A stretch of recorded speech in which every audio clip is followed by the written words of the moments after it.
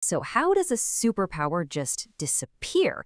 In a matter of months, one of the two most powerful nations on Earth just vanished from the map, not from a war, but because it just collapsed from the inside. This is the wild, chaotic story of the end of the Soviet Union and the turbulent birth of modern Russia. Everything really boils over in August of 1991. You've got these communist hardliners who are absolutely terrified of President Gorbachev's reforms. So they put him under house arrest, they send tanks rolling into Moscow. They're literally trying to turn back the clock. But instead, all they did was light the fuse on a full-blown revolution. The coup fails, and it fails spectacularly. But in the process, it completely shatters the old system. And this quote from the historian Leon Oron just nails it.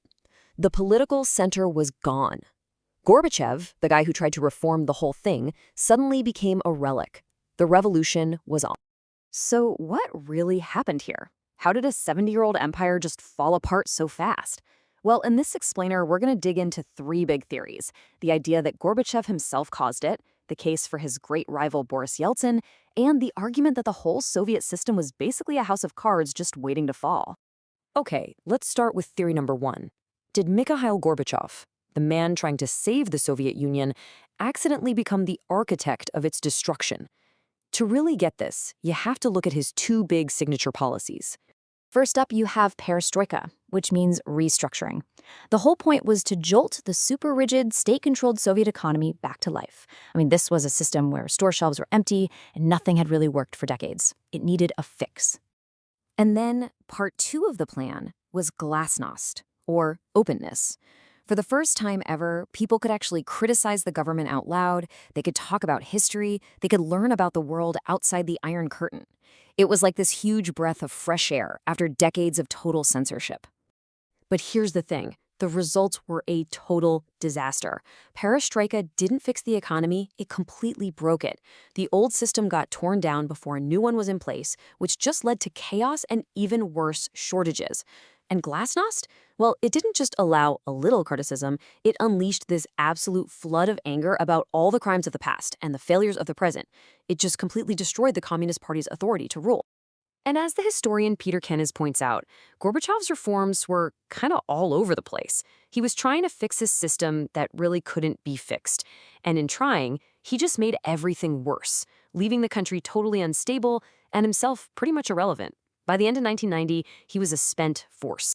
And that brings us right to our second theory. Because if Gorbachev basically left the door to collapse wide open, then Boris Yeltsin was the guy who came and kicked it right off its hinges.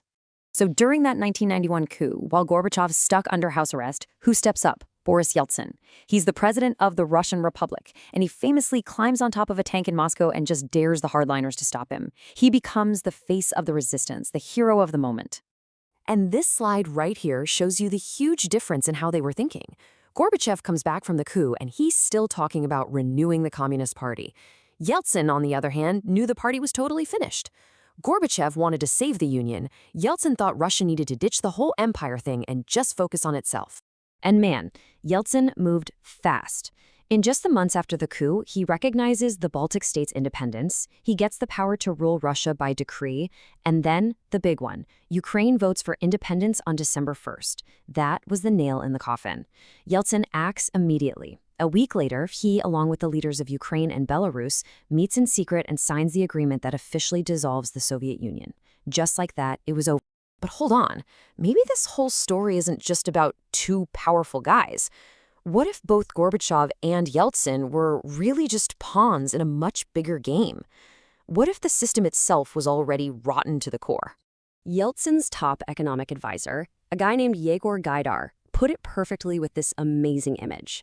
He said they were like knights who had finally stormed the castle, only to find it filled with garbage. And that wasn't just talk. The economic reality was an absolute catastrophe. So, to deal with this mess, Yeltsin's government launches something called economic shock therapy. Basically, a super fast, radical transition to capitalism. On January 2nd, 1992, they lifted almost all price controls. The result? Prices shot up 245% in a single month. Just imagine if everything you buy more than tripled in price overnight. And it's not like people had savings to fall back on. When the Soviet Union officially died, the average Russian was making just $6 a month. The economy was a wreck. A bottle of vodka was literally a more stable currency than the Russian ruble. So the first half of 92 was just a complete meltdown. As you can see here, the government was just printing money like crazy, inflation was through the roof, and factories were shutting down.